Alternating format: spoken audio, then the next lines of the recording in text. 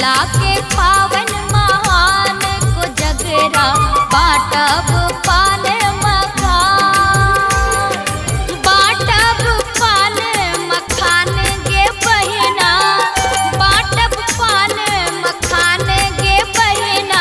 भैया के हे तन चुमान गे बहिना, बाटब पान मखान। भैया के हे तन चुमान गे बहिना, बाटब पान मखान। मिथिला के पावन महान को जगरा बाटब पान मखान। भैया के हे तन चुमान गे बहिना, बाटब पान मखान।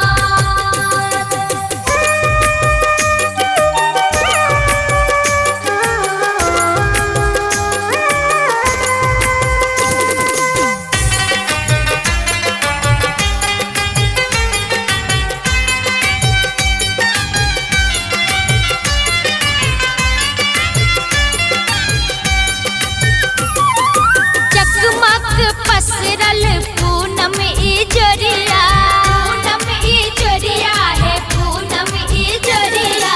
भार सनेस लेने आयल भरिया, आयल भरिया है आयल भरिया। चकमक पसरल पूनम इजरिया, भार सनेस लेने आयल भरिया।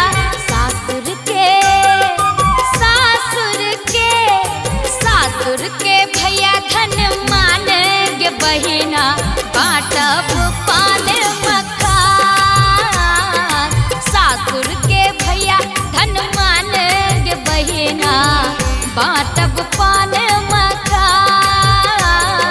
मिथिला के पावन महान को जगरा बाटब पान मखान।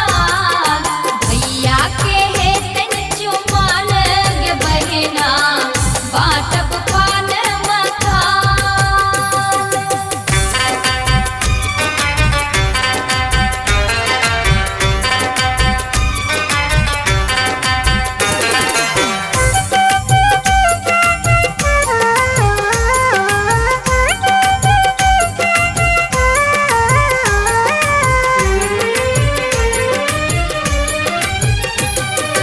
आजन बाजन बाजा बजैया, बाजा बजैया है बाजा बजैया।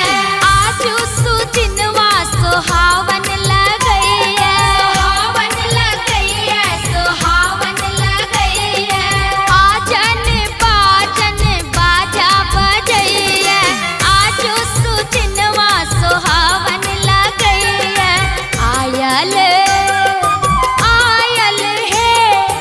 आयल समैया सोहान गे बहिना, बाटब पान मखान।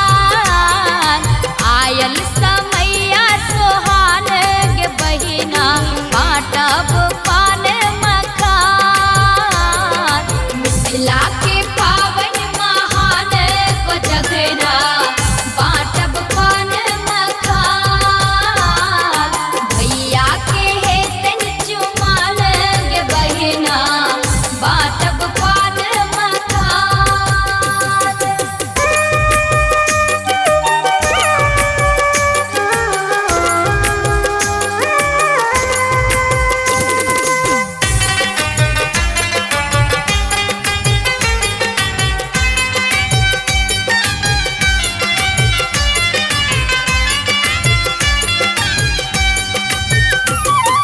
टोला में सगरो हकार पठाऊ, हकार पठाऊ है नौत पठाऊ। सखिया सहेलिया हिली मिली गाओ, हिली मिली गाओ है मंगल गाओ। टोला में सगरो हकार पठाऊ, सखिया सहेलिया हिली मिली गाओ। गायब गायब मंगल गान गे बहिना, बाटब पान मखान, गायब मंगल गान गे बहिना, बाटब पान मखान। मिथिला के पावन महान को जगरा, बाटब पान मखान। भैया के है तन चुमाल गे बहिना, बाटब पान मखान। Recording by Shri Ganga music.